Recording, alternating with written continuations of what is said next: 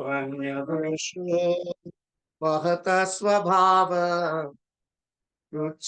पृच्छामि त्वां धर्म समूढचेता यश्रेयस्यात् निश्चितं ब्रूहि तन्मे शिष्यस्तेऽहं शाधि मां त्वां प्रपन्ने शिष्यस्तेऽहं शाधि मां त्वां प्रपन्ने शिष्यस्तेऽहं शाधि मां त्वां प्रपन्ने। जय सियाराम। तो બધા પોતપોતાનું માઇક ખોલી નાખજો. Everybody should open their mics so I can talk everyone. તો વાત ચાલતી હતી, આપણે 18મો અધ્યાય સ્ટાર્ટ થયો તો 18મો અધ્યાયમાં લગભગ 45 શ્લોક કરેલા હતા અને આગળ we were thinking કે કયા શ્લોક ચાલુ રાખવા એમ વાત ચાલતી હતી. અને meanwhile 46મો શ્લોક આપણે કર્યો તો ગઈ વખતે. તો આ 46મો જે શ્લોક આપણે કર્યો ગઈ વખતે એની અંદર કોઈને ક્વેશ્ચન છે? 46 નંબરના ક્વેશ્ચન ની અંદર 46 નંબરનો જે શ્લોક છે, તત પ્રવૃત્તિ ભૂતાનામ યેન સર્વમ ઇદમ તતમ સ્વકર્મણા તમભ્યર્ચ્યમ સિદ્ધિમ વિંદતિ માન. તો આ શ્લોક ગઈ વખતે આપણે કર્યો તો અને એની અંદર કોઈને ક્વેશ્ચન છે? Do you think we should repeat that શ્લોક? થોડુંક પુનરાવર્તન કરતો કાય કિરીટ અંકલ નતા ને? Okay, very good. I don't know. ના, કિરીટ અંકલ નતા. Plus we have a newcomer also, I can see. Anyway, તો યત પ્રવૃત્તિ ભૂતાના એટલે કે જેના વડે આ પ્રવૃત્તિ, ભૂતોની પ્રવૃત્તિ શરૂ થઈ છે.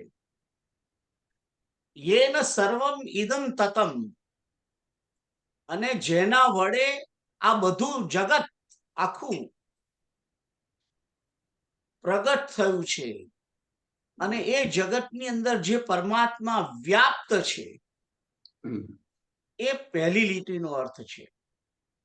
યેન સર્વમ ઇદમ તતમ એટલે કે આ બધું, ઇદમ એટલે આ બધું, આ સર્વમ એટલે બધું, આ બધું જેના વડે, જે તત્વ વડે પ્રગટ થયું છે, એટલે કે આ જગત જેના વડે પ્રગટ થયું છે તે આ જગતની અંદર વ્યાપ્ત જ છે.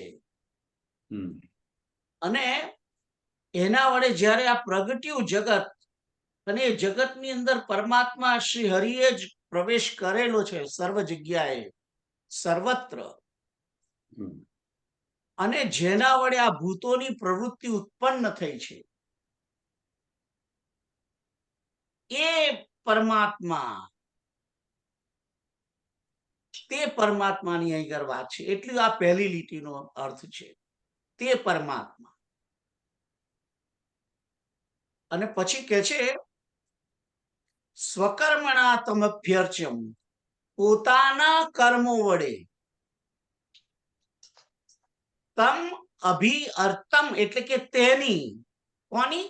પહેલી લીટીમાં જેનું વાત કરી છે તેની,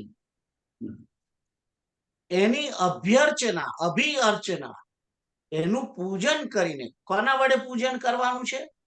પોતાના કર્મો વડે પૂજન કરવાનું છે એ પરમાત્માનું. અને પછી કહે છે કે એના વડે સિદ્ધિમ વિંદતિ માનવ, મનુષ્ય એના વડે પરમ સિદ્ધિને પ્રાપ્ત થાય છે એમ કે છે. તો આઈ થિંક ગઈ વખતે મેં તમને લોકોને એ સમજાવેલું, અને આ પહેલા પણ ઘણી વખત કહેલું છે કે પરમાત્માએ પોતે પોતાની જ અંદરથી આ જગતને પ્રગટ કર્યું છે. પોતામાંથી જ પ્રકૃતિને બહાર કાઢી અને એ પ્રકૃતિમાંથી મહત્તત્વને ઉત્પન્ન કર્યું. અને એ મહત્તત્વમાંથી 3 પ્રકારના અહંકાર પ્રગટ કર્યા: તામસ અહંકાર, રાજસ અહંકાર અને સાત્વિક અહંકાર. તામસ અહંકારથી જ 5 મહાભૂતો પ્રગટ થયા. આકાશ, એમાંથી વાયુ, એમાંથી જળ, વાયુમાંથી અગ્નિ, અગ્નિમાંથી જળ અને જળમાંથી પૃથ્વી. અને જે રાજસ અહંકાર છે એમાંથી પ્રગટ થયા ઇન્દ્રિયો, 5 જ્ઞાનેન્દ્રિયો, 5 કર્મેન્દ્રિયો અને મન તથા બુદ્ધિ, 2 એમનાથી ઉત્પન્ન થયા છે. અને જે સાત્વિક મન, બુદ્ધિ ના અહંકાર અને ચિત્ત છે, એ 4 પણ એનાથી. અને જે સાત્વિક અહંકાર છે એનાથી આ બધા ઇન્દ્રિયોના દેવતાઓ પ્રગટ થયા. કે દેવતાઓ એ પેલી ઇન્દ્રિયોને જાગૃત કરે છે.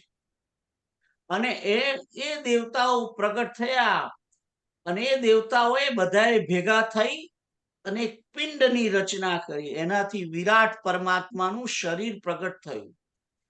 અને એ શરીર પ્રગટ થયું એની અંદર પણ એ શરીર ઊભું ના થઈ શક્યું. એટલે પરમાત્માએ પોતે અંદર પ્રવેશ કર્યો છે. હું જે આ પ્રક્રિયા બોલું છું એને બરાબર ધ્યાનથી સાંભળજો. કે પરમાત્માએ જે પેલો પિંડ બનાવ્યો વિરાટનો ઈંડું, પણ એ પોતે ઊભું ના થઈ શક્યું ત્યારે પરમાત્માએ પોતે અંદર પ્રવેશ કર્યો છે. અને પ્રવેશ કરતાની સાથે ભગવાન વિરાટ નારાયણ પ્રગટ થયા. અને એ વિરાટ નારાયણની નાભીમાંથી બ્રહ્માજી ઉત્પન્ન થયા. અને એ બ્રહ્માજી નાભીમાંથી કમળ પ્રગટ થયું છે. અને એ કમળની ઉપર બ્રહ્માજી પ્રગટ થયા.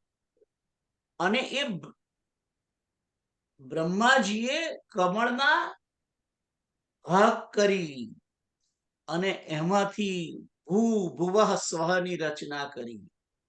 અને પોતે જ પોતાની અંદરથી બ્રહ્માના જ શરીરમાંથી સપ્તર્ષિ પ્રગટ થયા, ભગવાન રુદ્ર પ્રગટ થયા. આ બધી વાતો છે વિસર્ગ લીલાની અંદર. અને એ જ ભગવાન બ્રહ્માના 2 ભાગ થયા અને એનાથી એમનો શરીર ક એટલે બ્રહ્મા, અને એમાંથી 2 ભાગ થયા. એની એક કાયાના 2 ભાગ થયા. એમાંથી એક મનુ અને એક શત્રુપા. અને એ મનુ અને શત્રુપાના થી આપણે બધા મનુષ્યો પ્રગટ થયેલા છે. તો આ પ્રોસેસ તમને ખબર છે એટલે તમે જાણી શકો છો કે આપણા બધાની અંદર એ પરમાત્મા પ્રવિષ્ટ થયેલો છે. અને બ્રહ્માએ જે સૃષ્ટિને પ્રગટ કરી છે, સૌથી પહેલી એમની જે સૃષ્ટિ પ્રગટ કરી એમણે બ્રહ્માજીએ, એ સૃષ્ટિ તો વનસ્પતિઓની 5 કે 6 પ્રકારની વનસ્પતિની સૃષ્ટિ પ્રગટ કરી સૌથી પ્રથમ. ત્યાર પછી પશુ પક્ષીઓની પ્રગટ કર્યા. પશુ પક્ષીઓને પ્રગટ કર્યા પછી મનુષ્યની સૃષ્ટિ પ્રગટ કરી. ત્યાર પછી કિન્નર, ગંધર્વ, દેવ, મનુષ્ય,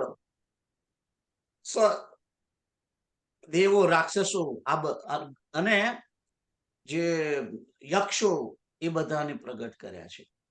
તો આ સર્વની અંદર પરમાત્મા બેઠેલો છે. કારણ કે ઓરિજિનલી મેં તમને કહ્યું હતું કે પેલા વિરાટની અંદર પરમાત્માએ જ પ્રવેશ કર્યો છે. અને એ વિરાટમાંથી જ બ્રહ્મા પ્રગટ થયા. અને એ વિરાટમાંથી જ એ બ્રહ્મામાંથી જ આ બધી ભૂતોની ઉત્પત્તિ થઈ. એટલે અહીં લખ્યું છે યત પ્રવૃત્તિ ભૂતાનામ, જેના વડે આ ભૂતોની પ્રવૃત્તિ થઈ છે તે. અને ભૂતોની અંદર મનુષ્ય, રાક્ષસ, કિન્નર, ગંધર્વ, નાગ, દેવ, વનસ્પતિ, પશુ, પક્ષી, અનેક પ્રકારના 84 લાખ પ્રકારની યોનિઓના પ્રાણીઓને ભગવાને પ્રગટ કર્યા. અને એનાથી પ્રગટ થયેલા અને એની અંદર જ પાછા પ્રવેશ પામેલા આ પરમાત્મા, તો એની પૂજા અર્ચા એ કેવી રીતે કરવાની છે? સ્વકર્મણા, પોતાના કર્મો વડે. પોતાના કર્મો વડે. એટલે કે હું પોતે જ ન્યુયોર્ક જઈને જોબ કરું, એમાંથી પૈસા કમાવી લાવું અને એના વડે મારા કુટુંબને જે ભરણ પોષણ કરું છું, પણ એ કુટુંબનું ભરણ પોષણ નથી કરતો. એમ માનવાનું છે કે એની અંદર પરમાત્મા રહેલો છે અને એ પરમાત્માની સેવા કરીએ છીએ. એવા અર્થથી જ્યારે માણસ પોતાનું જીવન ચલાવે છે ત્યારે એ સિદ્ધિને પામે છે. ખ્યાલ આવ્યો?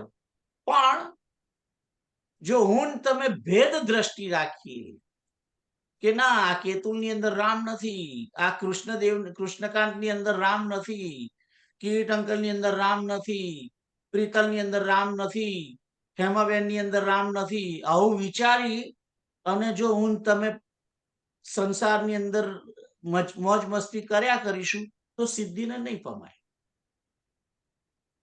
પણ જ્યારે હું ને તમે એમ જ વિચાર્યા કરીએ છીએ કે ના, મારો દીકરો જયરામ છે, જયરામ મારો દીકરો નથી, દીકરો તો શરીરથી પ્રગટ થયેલો છે, પણ એ પ્રગટ થયેલો જે ભૂતાત્મા છે એની અંદર રામ જ રહેલો છે.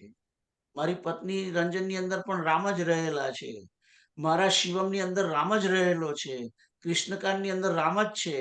આવું સમજીને જ્યારે માણસ એમના માટે કર્મ કરે છે અને એમનું ભરણ પોષણ કરે છે ત્યારે એ રીતે અહીં અગર આ સ્વકર્મણા તમ અભ્યર્ચ્યમ, પોતાના કર્મો વડે એ વિરાટ પરમાત્માની અર્ચના કરે છે. એમ તમને ખ્યાલ આવ્યો? આ કોન્સેપ્ટ આખો તમને ખબર પડી? તો અને એટલા માટે તમને મને એવો ખ્યાલ છે કે છેલ્લી જ્યારે લાસ્ટ ટાઈમ આ ટોક આ 46મો અધ્યાય ચાલતો હતો ત્યારે મેં એક બહુ મોટી સરસ વાત તમને કરી હતી. 927 46 927 કરી દો તમે, ક્રોસ રેફરન્સ કરી દો. 927 નો રેફરન્સ આપ્યો તો 927 યા ઉપર મને જોવું પડશે. 927 માં શું હતું? એક મિનિટ, હું જોઈને કહું તમને.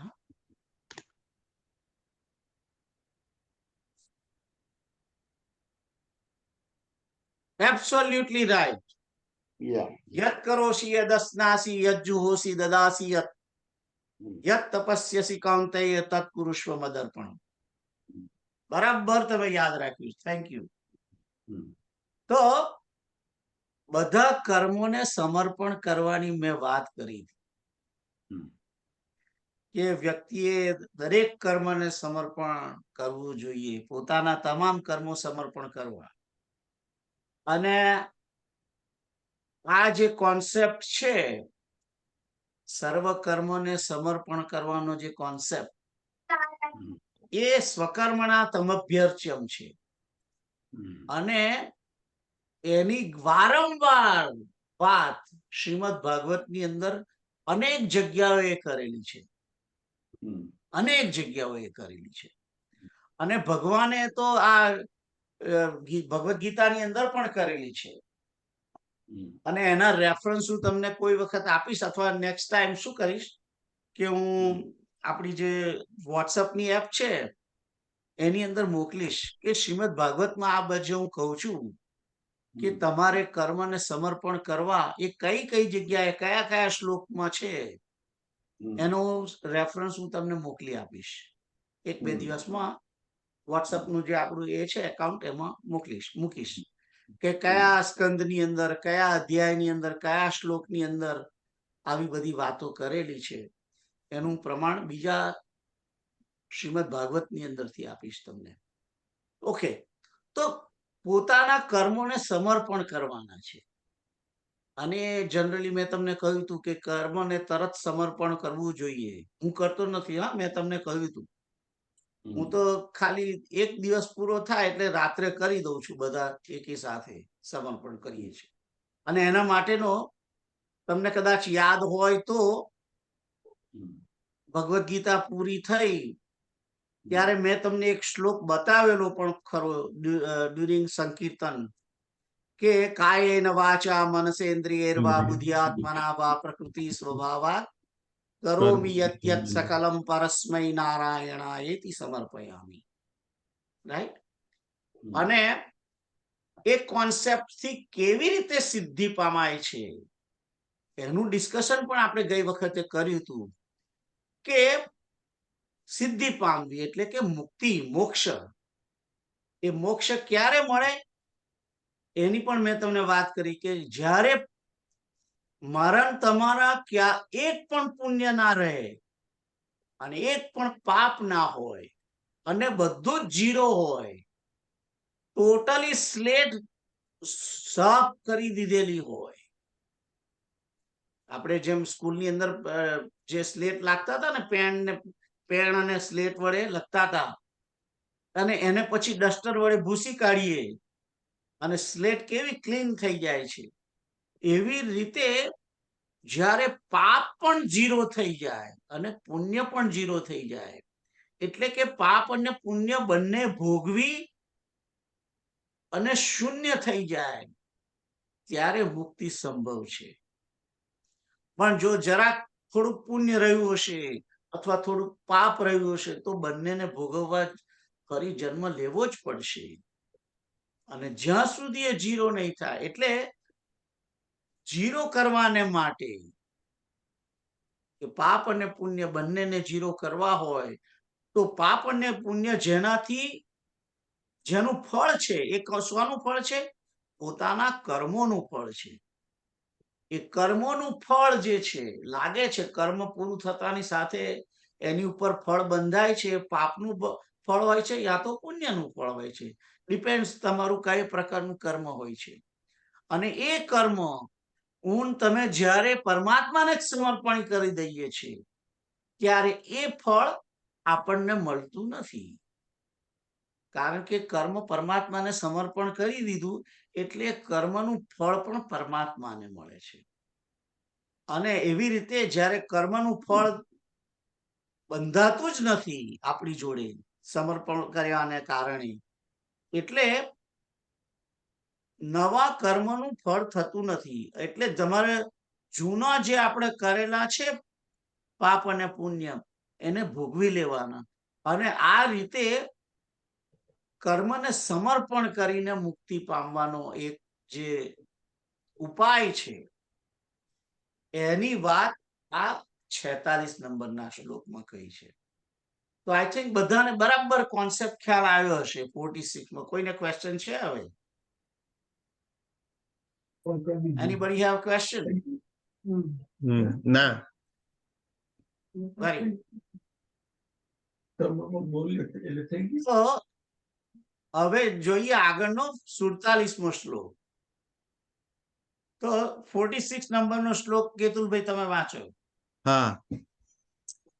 શ્રેયાન સ્વધર્મો વિગુણઃ પરધર્માत् સ્વનુષ્ઠિતાत् સ્વભાવ નિયતમ કર્મ કુર્વન્નાપ્નોતિ કિલ્બિષમ. તો અહીંયા આગળ એમ કે છે કે શ્રેયાન સ્વધર્મો, શ્રેયાન ધર્મો જે છે એ વિસર્ગને કારણે ધર્મો બોલાય છે, પણ એકચ્યુઅલી સંધિ છૂટી પાડો તમે તો આ શ્લોક શ્રેયાન સ્વધર્મ વિગુણ પરધર્માત સ્વનુષ્ઠિતાત અને બીજી લીટીમાં સ્વભાવ નિયતમ કર્મ કુર્વન ન આપનોતિ કિલ્બિષમ. ન આપનોતિ કિલ્બિષમ. તો એ કે છે કે સ્વનુષ્ઠિતાત એટલે કે સારી રીતે અનુષ્ઠાન કરેલા, એટલે કે સારી રીતે કર્મ કરેલું, બહુ સરસ રીતે આચરણ કરેલું એમ એનો અર્થ થાય છે. સ્વ અનુષ્ઠિતા એમ એનો અર્થ છે સારી રીતે આચરણ કરેલું. અને પછી છે પરધર્માત, એટલે કે બીજાના ધર્મથી સારી રીતે આચરણ કરેલું બીજાના ધર્મથી વિગુણ એટલે કે ગુણ રહિત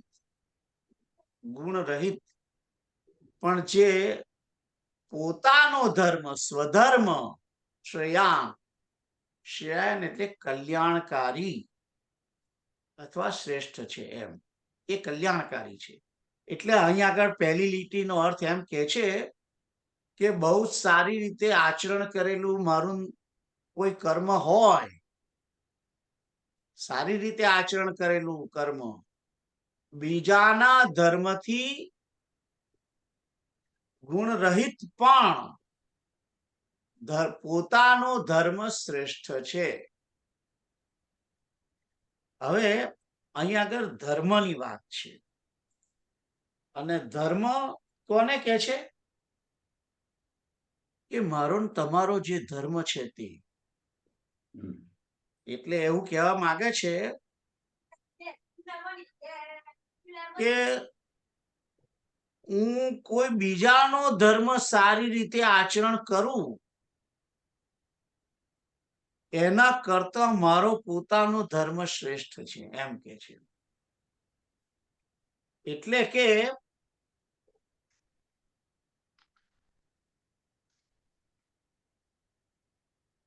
હું એન્જિનિયર છું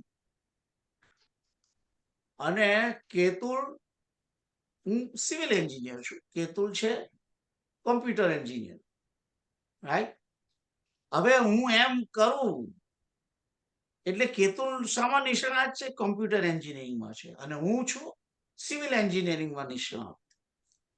તો હું કેતુલ નો ધર્મ જે છે, કમ્પ્યુટર નો જે એનું કાર્ય છે, એને કમ્પ્યુટર ના નિષ્ણાત હોવાને કારણે કમ્પ્યુટર રિપેરિંગ સોફ્ટવેર કે જે કંઈ એનું કંઈ કર્મ હોય કે કમ્પ્યુટરને લગતું કોઈ બી કર્મ એને મને તો હવે અત્યારે ખબર પણ નથી, પણ જે કંઈ એનું કર્મ હોય સોફ્ટવેર બનાવવાનું કે સોફ્ટવેર રિપેર કરવાનું કે હાર્ડવેરને ચેક કરવાનું કે રિવ્યુ કરવાનું, સોફ્ટવેર રિવ્યુ કરવાનું, જે કંઈ કર્મ એનું હોય એ કર્મ હું કદાચ જાણતો હોઉં સિવિલ એન્જિનિયર તરીકે અને એવું મને થોડું આવડે છે એમ આવડતું પણ હોય અને હું કેતુલનું કામ હું કરું એના કરતા હું મારું સિવિલ એન્જિનિયરિંગનું જે કામ કરું છું એ શ્રેષ્ઠ છે એમ કે છે. એનો અર્થ એ પણ થઈ શકે કે કોઈ ક્ષત્રિય માણસ હોય અને એ ક્ષત્રિય જો બ્રાહ્મણનું કર્મ કરે તો ભલે સરસ બ્રાહ્મણનું કર્મ કરે પણ તેમ છતાં એનું પોતાનું ક્ષત્રિયનું ધર્મ છે એ શ્રેષ્ઠ છે. તમને ખ્યાલ આવે છે હું શું કહેવા માંગુ છું? તો અને પછી કે છે પોતાનો ધર્મ શ્રેષ્ઠ છે કારણ કે સ્વભાવથી નિયત કરેલા સ્વધર્મરૂપ કર્મને કરતો થકો પાપને પ્રાપ્ત થતો નથી. હવે હું પહેલો જે સેન્ટેન્સ છે એને હું બીજી રીતે તમને સમજાવવા માંગુ છું. પહેલી લીટી કે તમને બધાને ખબર છે કે બ્રાહ્મણના સ્વાભાવિક કર્મ શું છે? ક્ષમા, દયા, એ બધા કર્મ આયા હતા ને બ્રાહ્મણના કર્મો. આગળ જે બ્રાહ્મણના કર્મ હતા એની અંદર એ બધું હતું કે બ્રાહ્મણના કર્મ કયા છે? તો બ્રાહ્મણના કર્મ જે હતા એની અંદર આવતું હતું કે શમ, દમ, શૌચ, શાંતિ, સરળતા, વિજ્ઞાન, આસ્તિક્ય, બધા બ્રાહ્મણના કર્મ છે. હવે હું એમ કહેવા માંગુ છું કે બોર્ડર ઉપર, ચાઇનાની બોર્ડર ઉપર રહેલો ભારતનો સૈનિક જે હોય એનો ધર્મ શું છે? એનો ધર્મ એ સીમાની સુરક્ષા કરવાની, અને સીમાની સુરક્ષા કરતી વખતે એ જો એમ વિચારે કે સામેવાળો જે ચાઇનાનો શત્રુ છે એની અંદર પણ રામ છે, એટલે મારાથી એને ગોળી ના મરાય,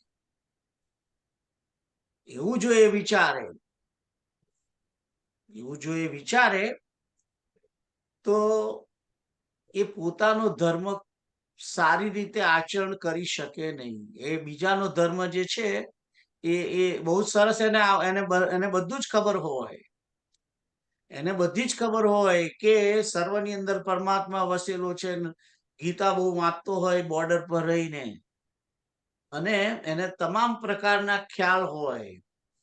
રોજ એમ કે ધર્મ પોતાના આત્માનું પણ કલ્યાણ કરવા વાળા એના વિચારો હોય, અને સર્વની અંદર પરમાત્માનું દર્શન કરતો હોય, વાસુદેવ સર્વમિતિ વાળો હોય જે સૈનિક, એ પોતાનો બીજાનો ધર્મ જે છે, જે બ્રાહ્મણનો, એ ધર્મને એ સારી રીતે આચરણ કરતો હોય, એના કરતા પણ એના માટે તો જે બોર્ડરનો ધર્મ છે એ જ એના માટે શ્રેષ્ઠ છે, એ જ એના માટે કલ્યાણકારી છે.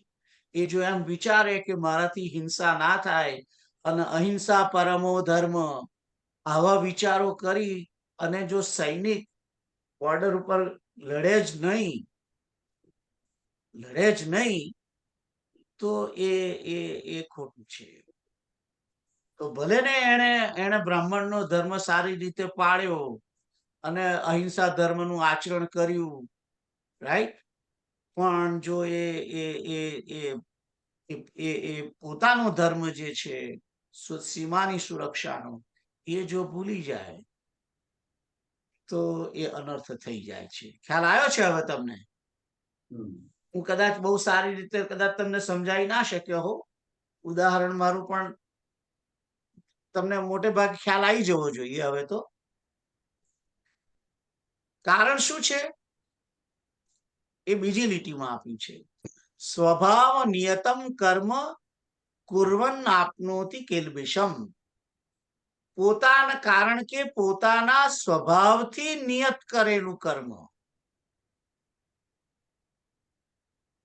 સ્વભાવથી નિયત એનું કર્મ શું છે? સીમાની સુરક્ષા, અને એના માટે એને ગોળી ચલાવવી પડે તે. એ જો એ કરતો હોય તેમ છતાં કુર્વન, એ કરતો હોવા છતાં પણ કુર્વન કિલ્બિષમ ન આપનોતિ. કિલ્બિષમ એટલે પાપ, પાપને ન આપનોતિ એટલે કે પ્રાપ્ત થતો નથી. એટલે કે ગોળી મારવા છતાં પણ, એ સામેવાળા શત્રુની હત્યા કરવા છતાં પણ એને પાપ લાગતું નથી. કારણ કે એને પોતાનો જે સ્વાભાવિક ધર્મ સીમા સુરક્ષાનો, એની અંદર તો એને સામેવાળાની હત્યા કરવી પડે તો કરવી પડે, જાણી જોઈને વેર બાળવા માટે નહીં, પોતાના આંતરિક સ્વાર્થને અર્થે નહીં, પણ દેશવાસીઓની સુરક્ષાને અર્થે એ જો કોઈને મારતો હોય તો એના કારણે એને, ભલે પછી સામેવાળો બ્રહ્મ હત્યા બ્રાહ્મણ હોય તો ના એને થાય, એને બ્રહ્મ હત્યા થઈ હોય તો પણ એને બ્રહ્મ હત્યાનું પણ પાપ લાગતું નથી. તો આઈ થિંક આ કોન્સેપ્ટ તમે બરાબર સમજ્યા ખરા? હા. કૃષ્ણકાંત, તમને કોઈ ક્વેશ્ચન છે? નોટ રિયલી, ખરેખર આમ સિમ્પલ છે આમ તો. બરાબર, થેન્ક યુ. તો હોપ કે બધાને બરાબર આ સમજાયું હશે કે, કારણ કે મેં જે ઉદાહરણ લીધું છે જરાક એકદમ સમજાઈ જાય એવું છે. વ્યવસ્થા શબ્દનો અર્થ થાય, હે, વ્યવસ્થામાં દખલ ના કરવી. ના ખ્યાલ આવ્યો. વ્યવસ્થા જે છે એમાં દખલ ના કરવી. સૈનિકે એની વ્યવસ્થા એ છે કે એને સામે બાજુ નજર રાખી, બસ જીની That's આંખો right. વાળા. Yeah. એટલે એને પોતાનો જે સ્વાભાવિક ધર્મ છે સીમાની સુરક્ષા એ એને કરવી જ રહી, અને એ કરતી વખતે એ ગમે તેટલા માણસોની હત્યા કરે છે તેમ છતાં એને બ્રહ્મ હત્યાનું પાપ લાગતું નથી. તમે બિલીવ નહીં કરો, પણ આ વિશે જે અર્જુન જે આ શબ્દ આ શ્લોક કહીને એક રીતે ભગવાન શ્રી કૃષ્ણ અર્જુનને એ પણ મેસેજ આપવા માંગે છે કે તું ક્ષત્રિય છું અને તારો ધર્મ લડવાનો છે, એ તારું સ્વાભાવિક કર્મ છે. ભલે ને તું અહિંસા ધર્મ અને ક્ષમા ધર્મ એ તને સારી રીતે આવડતો હોય અને તું સારી રીતે એનું પાલન કરી શકું એમ છું, પણ તેમ છતાં અત્યારે તો તારો જે ધર્મ છે કે ક્ષત્રિય ધર્મ લડવાનો, અને એ શાના માટે લડવાનો? એ એટલા માટે લડવાનો કે ધર્મની સંસ્થાપના કરવા. દુર્યોધન જે છે એ અધર્મનું સ્વરૂપ છે, અને એ અધર્મ એ ભારતનું જે રાજ્ય છે, જે કુરુવંશનું રાજ્ય છે, એને અધર્મએ કબજો કરી લીધો છે. અને અધર્મના કબજામાંથી ભારતને છોડાવવા માટે, કુરુવંશના રાજ્યને છોડાવવા માટે અને એની અંદર સનાતન ધર્મની સ્થાપના કરવા માટે યુધિષ્ઠિર જેવા ધાર્મિક રાજાનું ને ગાદી સોંપવાને માટેનું આ કર્મ છે. એ રીતે એ કર્મ જ્યારે કરે છે અર્જુન અને યુધિષ્ઠિર અને પાંડવો, ત્યારે એ સિદ્ધિને પામે છે. પણ એમ વિચારીને જો લડે કે દ્રૌપદીનું વેર વાળવાનું છે અને એને ચીરહરણ કર્યું હતું અને એના કારણે આપણે દુર્યોધન જોડે લડવાનું છે, એને આપણને બહુ હેરાન કર્યા છે અને એટલા માટે લડવાનું છે, તો સિદ્ધિને નહીં પામે, તો એ પાપ પ્રાપ્ત થશે. ખ્યાલ આવ્યો? તો અહીંયા આગળ એમ કહેવા માંગે છે કે જ્યારે વ્યક્તિ કર્મ નિસ્વાર્થપણે પોતાનું કોઈ પણ અંગત સ્વાર્થ રાખ્યા વગર પોતાનો ધર્મનો પાલન કરે છે, ત્યારે એને પાપ લાગતું નથી. અને પોતાનો જ ધર્મ જ્યારે આચરણ કરે છે ત્યારે એને કોઈ પણ પ્રકારની એ હોતી, કારણ કે એનો ધર્મ છે એટલા માટે. તો આગળનો શ્લોક જોઈએ. આઈ થિંક બધાને ખ્યાલ આવ્યો જ હોવો જોઈએ. એટલે જો આનું વિશ્લેષણ આ શ્લોકનું ઘણું બધું થઈ શકે. ધારો કે દાખલા તરીકે પોતાનો ધર્મ એટલે શું? ધારો કે મારા ફાધર બ્રાહ્મણ હોય, કર્મકાંડી કરતા હોય, અથવા કોઈના બ્રાહ્મણ લોહાર હોય, એટલે ધારો કે લોહાર જે માણસ હોય એને 3 છોકરા હોય, તો 3 જણ લોહારીમાં કદાચ નભી ના શકે, તો પછી એ જુદું કામ કરે તમે વાંધો શું? એટલે જે કૃષ્ણ ભગવાન કહેવાનું તે તમે નિષ્કામ કરવાનો જે અર્થ કર્યો એ સારો છે, એ તો બધામાં જ લાગુ પડે. પણ આપણે નોકરી સાથે નિષ્કામ કર્મ, બરોબર, નોકરી સાથે નિષ્કામ કર્મ નંબર 1. નંબર 2, આપણે બધા ગામડામાં એક કુટુંબ ગોરનું હોય, બ્રાહ્મણનું. હવે એના છોકરા ગોર જ થાય, ગામનું કામ કર્યા કરે, કર્મકાંડી. પણ એને 4 છોકરા હોય તો બધી 4 નભી ના શકે, એટલે એ લોકોને બીજું કંઈ કરવું જ પડે પછી. એટલે આ બરોબર, આ 5000 વર્ષ પહેલાનું જે ભગવાને લખ્યું છે એ, અને આજકાલ તો બધું બહુ બદલાઈ ગયું. આઈટી એન્જિન અને મિકેનિકલ એન્જિન, ઇલેક્ટ્રિકલ એન્જિન, આપણા ફાધર તો હતા જ નહીં એવા. એટલે આનું બધાનું ઇન્ટરપ્રિટેશન શું થોડો વિચાર માંગી લે છે. પણ કૃષ્ણકાંત, તમે ભાઈ કેતુલભાઈ 41મો શ્લોક બતાવો એમને. 41મો શ્લોક બતાવો. 41 આ જ અધ્યાયનો 41મો શ્લોક. હા, બસ ઉપર. હા, જુઓ આ શ્લોકનો શું અર્થ છે? બ્રાહ્મણ ક્ષત્રિય વિષાણામ શુદ્રાણામ ચ પરંતપ કર્માણી પ્રવિભક્તાની સ્વભાવ પ્રભવૈ ગુણૈ. ભગવાન પોતે જ કહે છે કે બ્રાહ્મણ કોણ, ક્ષત્રિય કોણ, વૈશ્ય કોણ અને શુદ્ર કોણ. અહીં ભગવાને એવું નથી લખ્યું કે જન્મથી જે બ્રાહ્મણ થયો એ બ્રાહ્મણ, ક્ષત્રિયથી જે જન્મ્યો તે ક્ષત્રિય, અને શુદ્રથી જન્મ્યો એક શુદ્ર, અને વૈશ્યના શુદ્રમાં જન્મ્યો તે વૈશ્ય. એવું નહીં. કર્માણી પ્રવિભક્તાની સ્વભાવ પ્રભવે. એટલે ક્ષત્રિયને ઘેર પણ જો કોઈ ધાર્મિક આધ્યાત્મિક પુરુષનો જન્મ થાય અને પોતાના સ્વભાવ મુજબ પોતાના કર્મના કારણે, કર્મથી અને સ્વભાવથી એ જો બ્રાહ્મણનું કર્મ કરે તો એ બ્રાહ્મણ છે. એ આનો અર્થ છે. એટલે તમે જે કહેવા કહો છો એ જ આ વસ્તુ કે છે કે ભાઈ લોહારને ઘેર જો કોઈ એક છોકરો સારો જન્મ્યો આધ્યાત્મિક, તો એ પણ બ્રાહ્મણ બની કહેવાય. જન્મથી બ્રાહ્મણ નહીં, કર્મ અને સ્વભાવ મુજબ બ્રાહ્મણ. કર્મ અને સ્વભાવને કારણે ક્ષત્રિય, કર્મ અને સ્વભાવને કારણે વૈશ્ય. ખ્યાલ આવ્યો કૃષ્ણકાંત? Do you understand? એટલે આમાં એની કારણ કે એની કુશળતા વધારે હોય, જે એને સ્વભાવ છે એ પ્રમાણે એની કુશળતા હોય. હવે ધારો કે નોકરી ના મળતી હોય તો ફિલ્ડ ચેન્જ કરવું પડે. શું કરો? એટલે એનીવે એટલે ભગવાન એમ કે છે જે સહજ રીતે તમારી સહજતાથી બાપ દાદાનો ધંધો હોય એ એમાં તમારી કુશળતા હોય નોર્મલી સ્પીકિંગ. પણ બીજા ધર્મમાં જવાનું ભગવાન કેમ એની અગેન્સ્ટમાં કેમ કે છે? એનું કારણ તમને અઘરું પડે એટલે એમ? ના, અઘરું પડે એ રીતે નહીં. અઘરું પડે એ રીતે નહીં. કારણ કે જો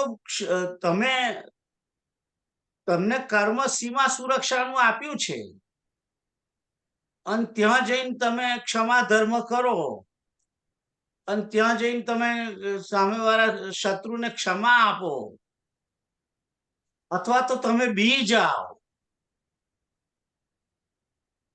જાય અને પછી કે ક્ષમા કરું છું તને, તો એ બરાબર નથી. રિવાઇન્ડ કરવાનું છે કે તમારા સ્વભાવને લીધે તમે ત્યાં ગયા બોર્ડર ઉપર. That's right. અને તમે એ બીડું ઝડપ્યું છે તો એને એ કરો બસ. That's right. પછી ત્યાં જઈને તમે ખેલ નહીં કરો કે ના મારથી આ ના થાય. કૃષ્ણકાંત, કૂતરાના ગલગુડિયા થાય તો ચટાપટા જુદા જુદા હોય. એટલો દરેક જણની ફરજ છે કે પોતાનું કર્મ બહુ કુશળતાથી કરવું જોઈએ. That's a given, it's a given fact. That's right. એટલે પોતાના સ્વભાવ મુજબ જે માણસ જો કરતો હોય, સ્વભાવ પ્રમાણે કરતો હોય તો વાંધો નથી. કારણ કે એનો સ્વભાવ જ છે. એનો સ્વભાવ જ એ રીતનો છે કે એને હું મારો જ દાખલો આપું. ચાલો, આઈ એમ એન્જિનિયર, રાઈટ? પણ મને મારી પોતાની પ્રવૃત્તિ, મારી સ્વાભાવિક પ્રવૃત્તિ જે છે એ ખૂબ ધાર્મિક છે, મને પોતાને ખબર જ છે. એટલે હું મારી રીતે, મારા પ્રમાણે મારી પ્રવૃત્તિ એ રીતે જ જતી રહે. ખ્યાલ આવ્યો? પણ હું બ્રાહ્મણ નથી. આઈ એમ નોટ અ બ્રાહ્મણ. જન્મથી હું બ્રાહ્મણ નથી. ખ્યાલ આવ્યો? પણ ભણવું, ભણાવવું, સ્વાધ્યાય કરવો, સ્વાધ્યાય કરાવવો, પૂજન કરવું, પૂજન કરાવવું, આ બધા જે કર્મ છે એ આઈ નો ફ્રોમ બિગિનિંગ.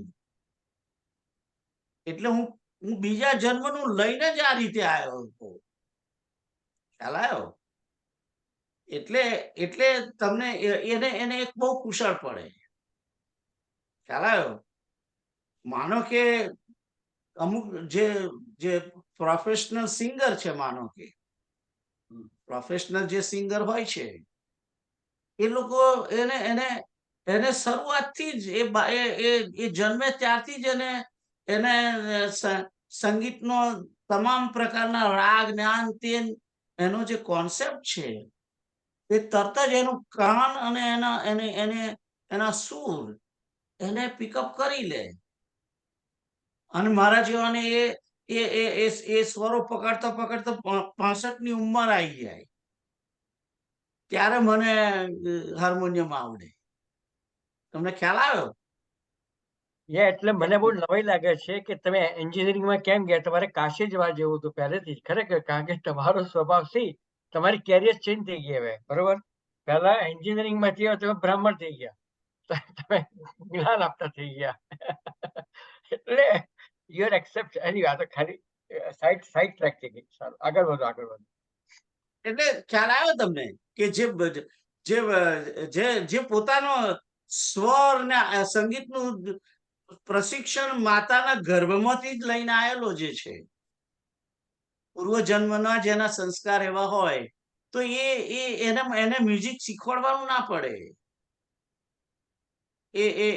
જે અત્યારે તમે જુઓ હમણાં જે આ બધા સારેગમપના જે જુનિયરના ને એના બધા જે આવે છે પ્રોગ્રામો ટીવીની અંદર, એની અંદર કેટલા નાના નાના છોકરાઓ કેટલું સરસ સરસ ગાય છે ને વગાડે છે ને આ તે જેનાથી તમને લાગે કે ધીસ ગાય એની એટલી બધી ટેલેન્ટ હોય છે મ્યુઝિકની અંદર કે આપણને બધાને અચંબામાં પગે કે કેટલું સરસ એને કર્યું એમ, જે આપણે આટલી ઉંમરે નથી કરી શકતા.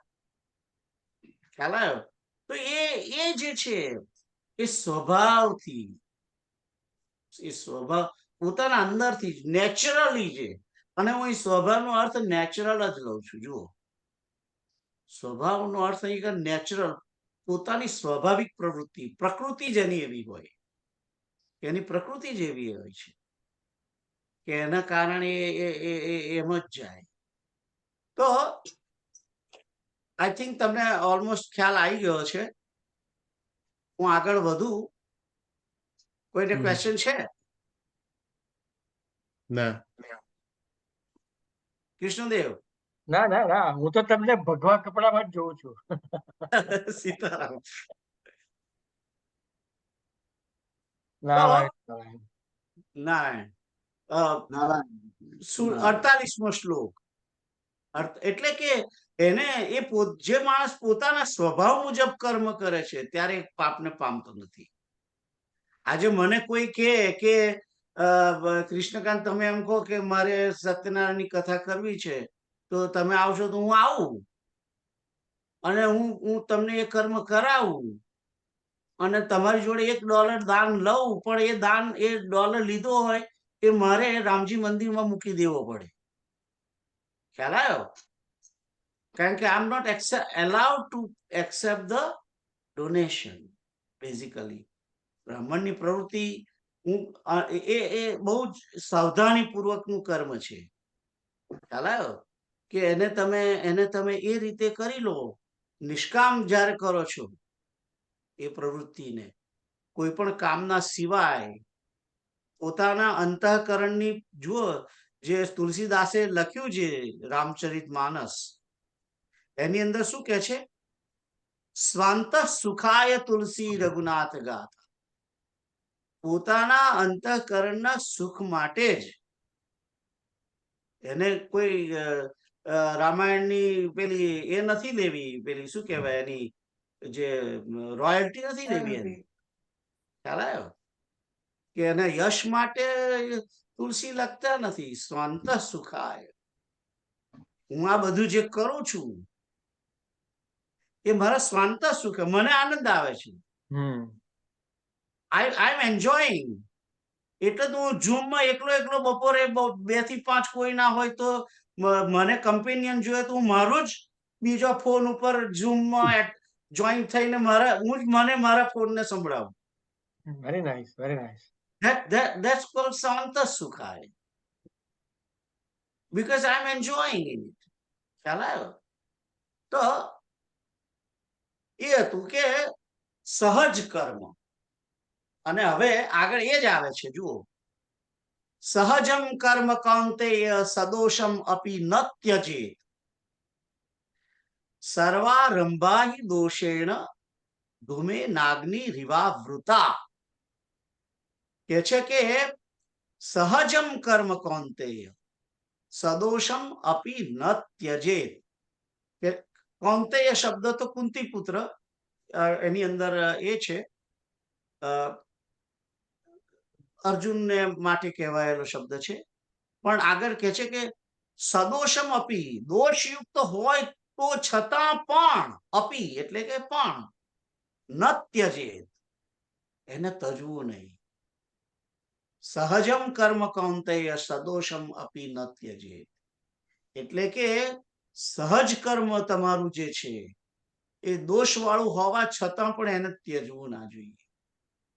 એક રીતે જોવા જઈએ તો બ્રાહ્મણ તરીકે મારે કઈ સત્યનારાયણની કથા કોઈને તહી જઈને કરાય નહીં, એ દોષ જ લાગે. પણ મારો સ્વભાવ છે, મને એ સહજ કર્મ છે મારા માટે, એટલે હું દોષ વાળું હોય છતાં પણ હું એને ત્યજી શકતો નથી. દોષ લાગે, પણ દોષ ક્યારે લાગે? હું દાન લેતો હું એની સામે કશું બીજું અપેક્ષા મને હોય કે કૃષ્ણકાંતને ઘેર જઈને મને $25 દક્ષિણા મળશે કે $100 દક્ષિણા મળશે, એવી જયારે મારે અપેક્ષા હોય છે, ત્યારે એ પાપને તો એ દોષ તો મને દોષ લાગે, ચોક્કસ લાગે, ચોક્કસ લાગે. તો પણ સહજ કર્મ જ્યારે વ્યક્તિ કરે છે કે મને ગમે છે, મને આ રીતે એ મારું આચરણ જે છે એ પરમાત્માની પૂજા છે એમ સમજીને હું ભક્તિને અનુસરીને જ્યારે કરું છું કર્મ, કે સામેવાળાનું પણ કલ્યાણ થાય અને હું પણ એની જોડે જોડે એ પૂજા હોય કે યજ્ઞ હોય કે જે કંઈ હોય એની અંદર હું પ્રવૃત્ત થવું, તેનાથી મને પણ આનંદ મળે અને મને પણ આઈ લાઈક ઇટ, હું પણ આનંદ એટલે સુખ પામું. અને પછી શું કે છે, કેમ ના ત્યજવું એનું કારણ બીજી લીટીમાં કહે છે, દોષયુક્ત હોય તેમ છતાં પણ કર્મ ત્યાગવું નહીં, કારણ કે કર્મ હંમેશા દોષયુક્ત જ હોય છે. હંમેશા કર્મ દોષયુક્ત જ હોય છે. કોઈ પણ કર્મ કરો એ કર્મની અંદર કઈ ને કઈ તો ખામી રહેવાની. એટલે કે છે કે સર્વારંભા હિ દોષેણ ધૂમે નાગ્નિ રિવાવૃતા. કે છે કે જેમ અગ્નિની અંદર જોડે ધુમાડો હોય જ, તમે દીવાની જ્યોત જો જોશો તો જે જ્યોત દેખાય છે તમને, એ જ્યોતની ઉપર જ્યાં અગ્નિ પૂરો થાય છે ત્યાં જ પછી એની કાળાશ જે તમને દેખાય છે ચોખ્ખી, એ ધુમાડો જે છે, ધુમાડો થાય છે, એ દોષ છે અગ્નિનો. દીપ પ્રજ્વલિત કરીએ છીએ તો પ્રકાશ તો મળે છે, પણ સાથે સાથે એક નાની ધુમાડાની પણ એક શેર ઉપર જાય છે અને એમાંથી કાર્બન મોનોક્સાઇડ પણ નીકળે છે, કાર્બન પણ નીકળે છે અને એનાથી દિવાલો પણ ધુમાડાવાળી થાય છે. એમ કોઈ પણ કર્મ જે છે એની અંદર કઈ ને કઈ તો દોષ થાય, કારણ કે કર્મ જ્યારે વ્યક્તિ કરે છે ત્યારે કોઈ ને કોઈ જીવ હત્યા થાય છે જ, કારણ કે તમામ પ્રકારના જીવાત્માઓ સર્વત્ર છે. એટલે જો ખેડૂતો જે છે, ખેડૂત ખેતી કરે છે તો એ જ્યારે ખેડે છે જમીનને, ત્યારે અંદર કેટલાય અળસિયા મરી જાય છે, ઘણા અળસિયા મરી જાય છે. જ્યારે એ ખેડૂત અનાજ પાકે છે, અનાજ જમીનમાંથી છોડ મોટો થયો, મકાઈ થઈ ને મકાઈની ઉપર ડૂલા બાજ્યા અને એની ઉપર જે પાક થયો ક્રોપ્સ, એને ખાવા માટે પક્ષીઓ આવે છે.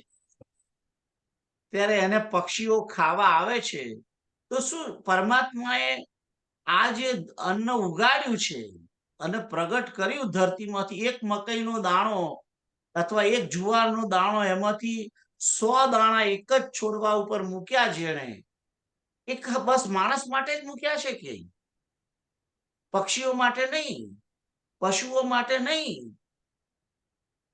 ચોક્કસ બધાને માટે છે. એટલે તો ઈશોપનિષદમાં કહેવામાં આવ્યું, ઈશાવાસ્યમ ઇદમ સર્વમ, ઈશાવાસ્યમ ઇદમ સર્વમ, તેન જગતેન. ના એ તો બીજી લીટી છે. ઈશાવાસ્યમ ઇદમ સર્વમ યત્કિંચિત જગત્યામ જગત તેન ત્યક્તેન ભુંજીથા મા ગૃધ કશ્ય સ્વિદ્ધનમ.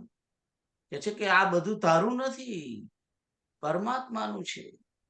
એટલે એનો અર્થ એવો પણ નહીં, પણ જ્યારે પેલો ખેડૂત ગિલોલથી પક્ષીઓને ઉડાડે છે, ત્યારે કોઈ એક બે તો પક્ષીને વાગ્યો હશે ને, એ હત્યા થાય છે. એટલા માટે જે ખેડૂત જે છે, એ ખેડૂત પણ પોતાનું ખડું જ્યારે લે છે ત્યારે ઘણા દાણા ત્યાં રવા દે છે. એના ખડાની અંદર ઘણા દાણા પડી રહે છે.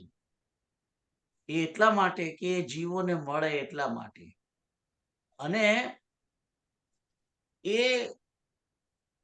ખડાના દાણા જ્યારે બ્રાહ્મણ પોતે, બ્રાહ્મણને ભીખ માંગવાનો અધિકાર છે, પણ એ ભીખ માંગવાને બદલે એ પડેલા દાણા વીણીને જ્યારે પોતાનું જીવન નિર્વાહ કરે છે, એને શિલોંચ્છ વૃત્તિ કે છે.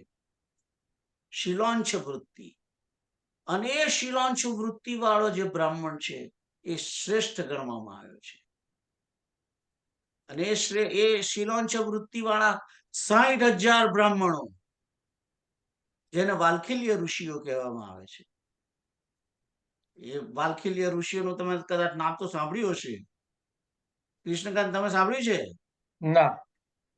60,000 વાલ્ખિલ્ય ઋષિઓ.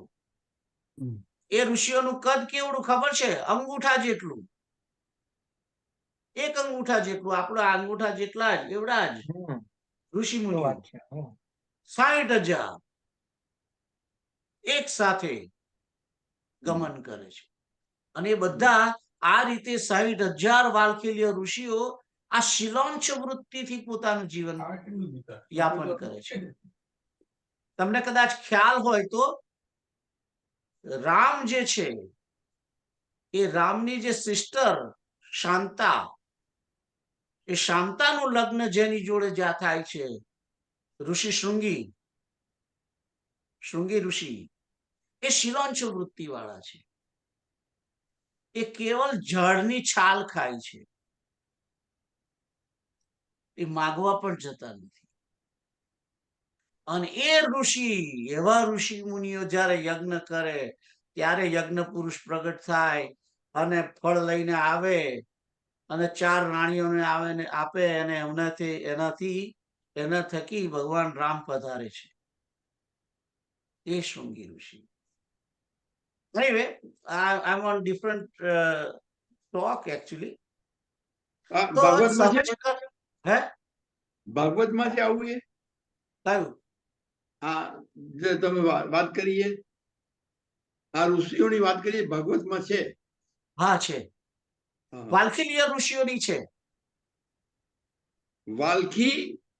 વાલ્ખિલ્ય વાલ્ખિલ્ય ઋષિઓ. અને બીજા પુરાણોમાં પણ છે.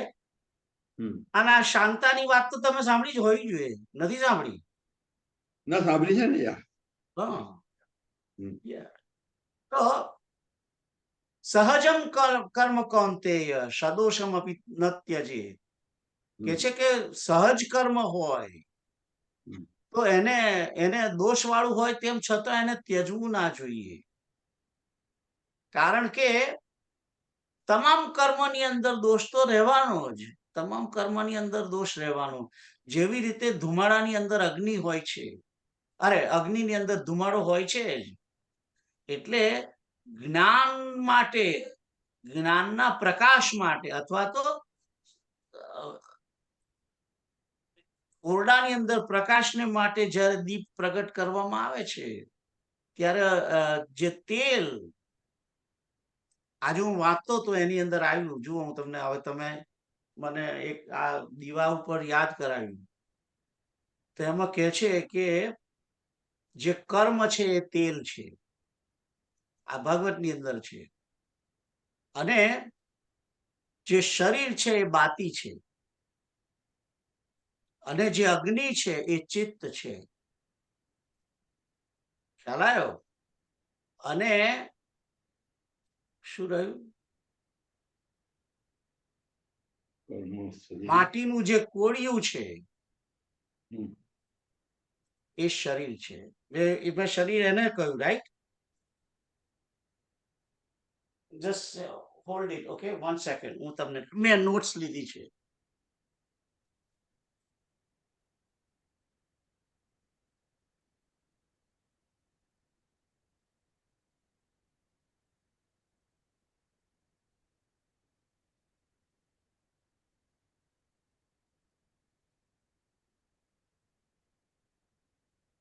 નોટ્સ લીધી, એની અંદર આવતું હતું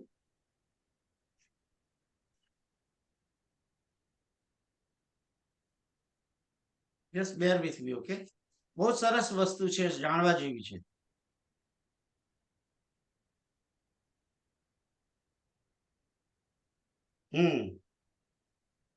જે તેલ છે તે કર્મ છે, તેલનું પાત્ર છે તે મન છે, દિવેટ બત્તી જે છે તે શરીર છે, અને ચેતન અધ્યાસ છે તે અગ્નિ છે. હવે તમે વિચાર કરો કે જ્યાં સુધી તેલમાં રાખવા વાળું, તેલને રાખવા વાળું પાત્ર એટલે કે દીવો, કોળિયું, બત્તી એટલે કે પેલી જે દિવેટ છે તે, અને આગનો સંયોગ રહે ત્યાં સુધી જ દીપકમાં દીપકપણું છે.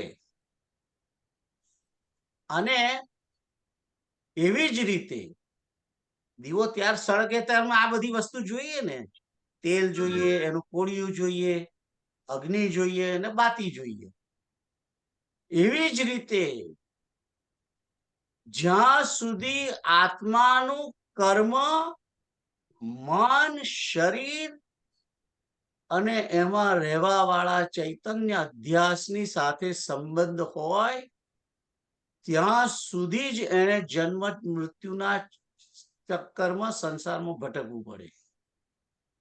અને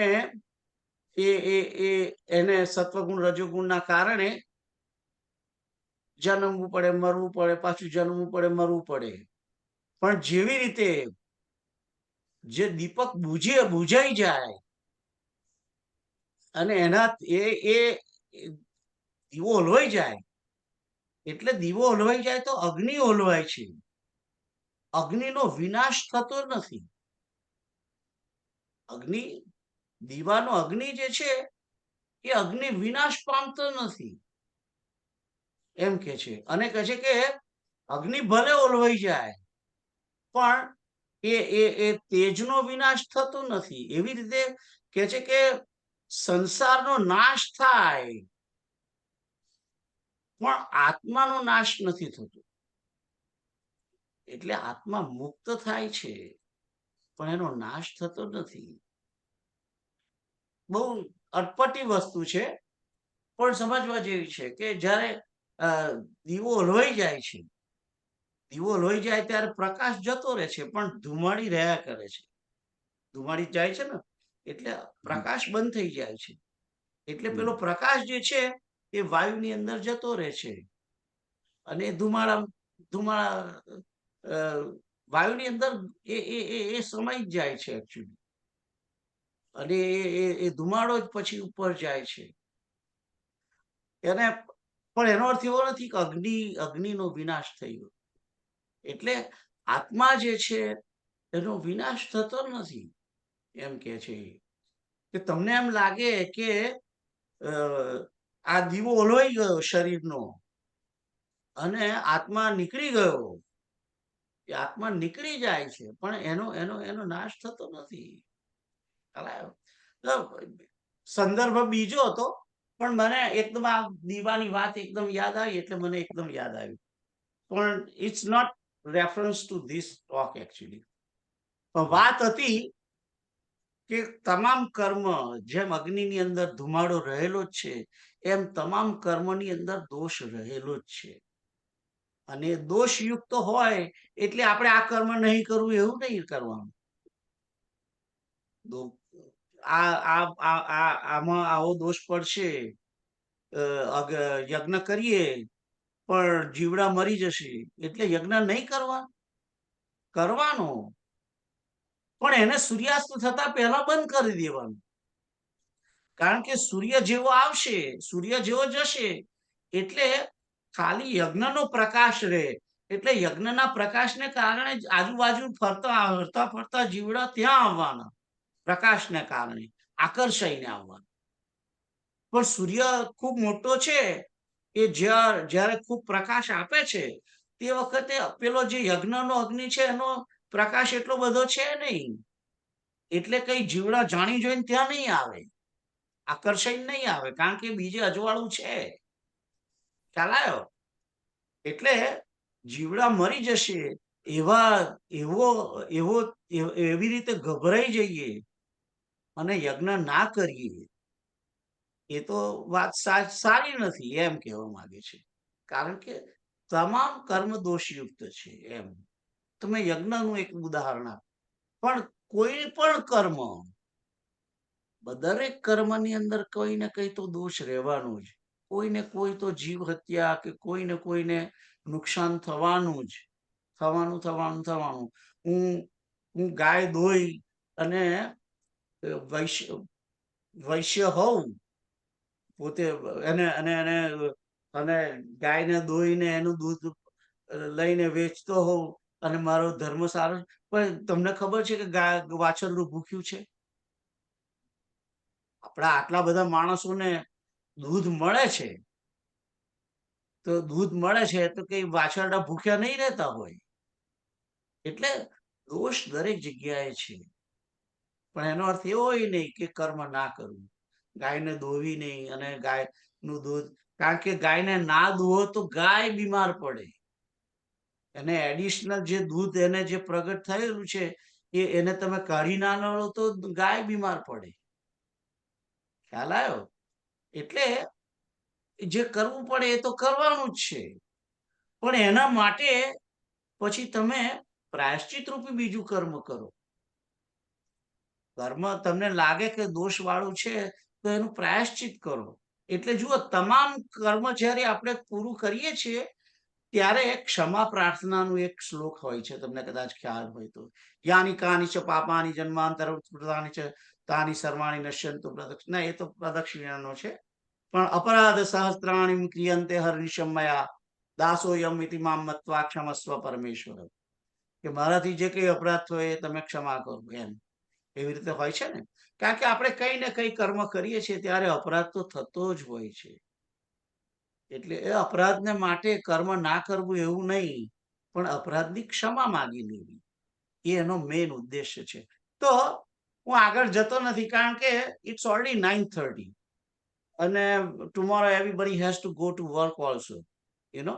આજે થોડું મોડું શરૂ કરી દીધું, પણ અહીંયા આગળ આપણે બંધ રાખીએ. તો 48 નંબરે આપણે હમણાં બંધ રાખીએ છીએ. આવતી વખતે 49 નંબરનો અધ્યાય લઈશું અને થોડીક નાનું સંકીર્તન કરી અને આ ગીતાની સેશનને પૂર્ણ કરીએ. શ્રી કૃષ્ણ ગોવિંદ હરે મુરારે, હે નાથ નારાયણ વાસુદેવ. શ્રી કૃષ્ણ ગોવિંદ હરે મુરારે, હે નાથ નારાયણ વાસુદેવ. શ્રી કૃષ્ણ ગોવિંદ હરે મુરારે, હે નાથ નારાયણ વાસુદેવ. ઓમ પૂર્ણમદ પૂર્ણમિદં पूर्णात् पूर्णमुदच्यते पूर्णस्य पूर्णमादाय पूर्णमेवावशिष्यते सर्वे भवन्तु सुखिनः सर्वे सन्तु निरामयाः सर्वे भद्राणि पश्यन्तु मा कश्चित् दुःखमाप्नुयात् ॐ तत्सत् ॐ तत्सत् ॐ तत्सत् जय सियाराम। જય तो भगवत